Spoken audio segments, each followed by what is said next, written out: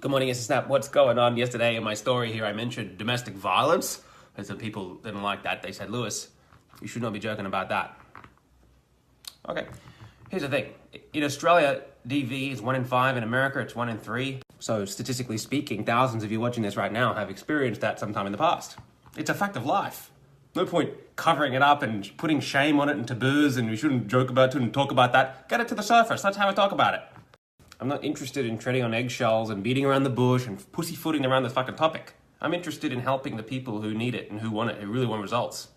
And to get out of that, if you're in that situation, here's what you do. Here are your 7 areas of life, and here are your 7 areas of power: your health, your wealth, your wisdom, your business, relationships, your social leadership, and your spirituality. If you're disempowered in any of these areas, there'll be people who come into your life to overpower you, to push you around in that area. If you're shit hot in 6 of the areas, but your wealth is crappy, well, then you're going to have someone come in that area, maybe a boss or an employer who pushes you around and who controls your shit. If everything's good except for your health, you'll have a doctor or someone there wanting to cut your shit out or load you up with the pills. You're disempowered in your health, someone's going to come in and overpower you. You're disempowered in your wealth, someone's going to come in and overpower you. If you're disempowered in multiple of the areas, the way that they come in and the ferocity that they're going to come in and overpower you is going to be more vicious.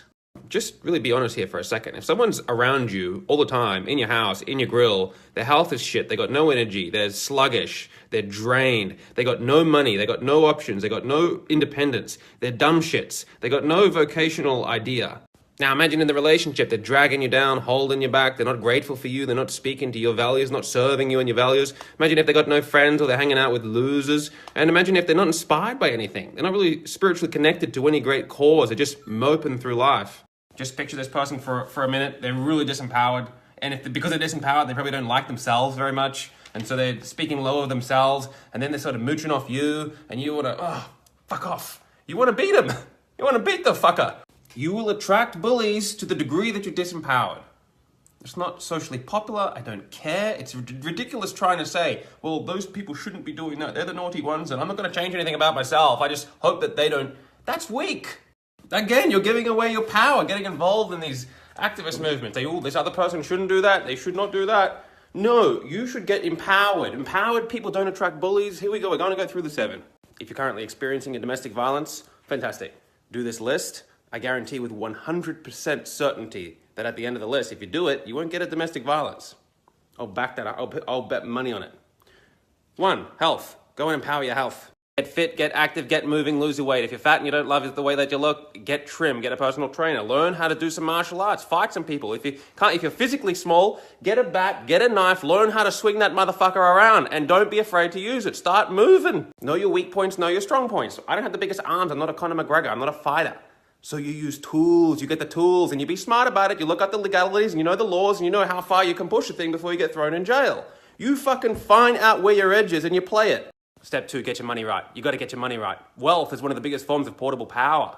When you're financially independent, you've got options, you've got choices. Learn to serve the people, save your money, keep liquid, grow your income. Buy yourself financial independence. Step 3, get smart, work on the wisdom, work on the mind game. If you're getting pushed around, get this little book here. It's called The 48 Laws of Power by Robert Greene. If you read these and apply these 48 laws, you will be a cunning little fucker. You won't get pushed around.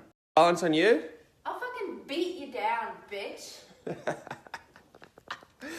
You gotta have firepower. People with firepower don't get fucking beat. They beat back. Step 4, business, vocation, career. You gotta get it right. The people who are really disempowered usually get pushed around their job. They hate their job. They get pushed around by the boss and the other colleagues, and they get pushed around at home too. And they hate their job and they whinge and moan and complain about the job all the time. Quit. Quit the job and start a business that inspires you. Step 5, relationships. Learn how to control and manage that relationship wisely. Most people have completely ridiculous ideas about relationships and what they're supposed to be doing. They have these fantasies about what they're supposed to be. This is a good book for it. The Heart of Love. Get this little book here. Also, The 5 Love Languages by Gary Chapman. There's a couple of little notes here. We have a fucking strong relationship because we apply what we learn in these books. The other one that I'm going to give you is, I can't find it. It's How to Win Friends and Influence People.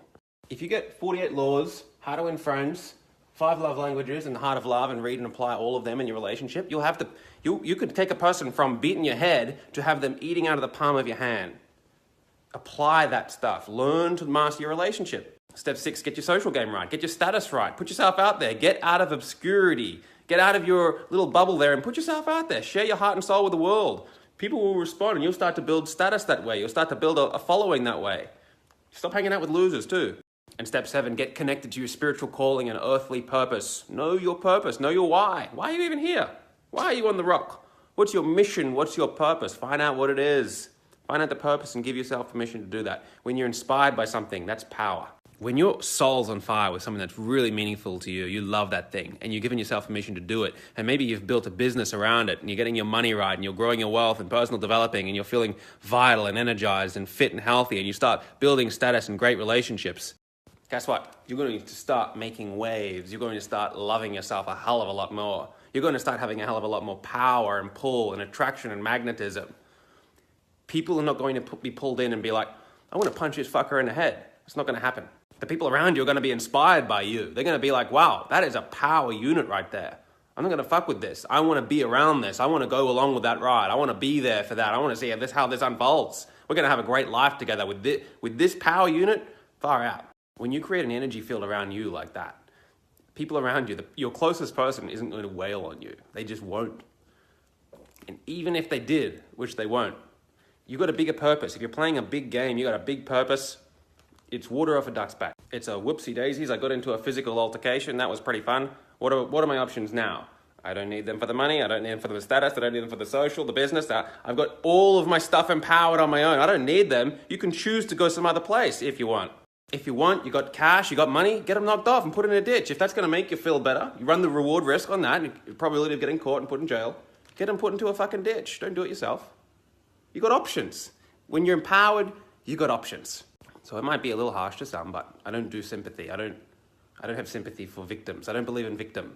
I'm not denying that some things happen. Some things could happen, but there's no victims. I don't believe in victim. Don't victimize yourself. Empower yourself. That's the key. The more time that you spend playing the victim role and judging the other person, judging them and thinking that they've done all, that's their fault, their problem, that time and energy is not being spent on empowering yourself. This will pay a better ROI.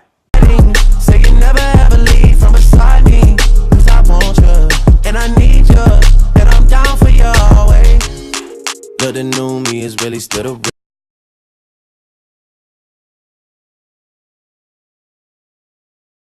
yeah. Magic when you get close to me, and we can disappear, make it disappear. That's too many close for me. I wanna be yours, so mad.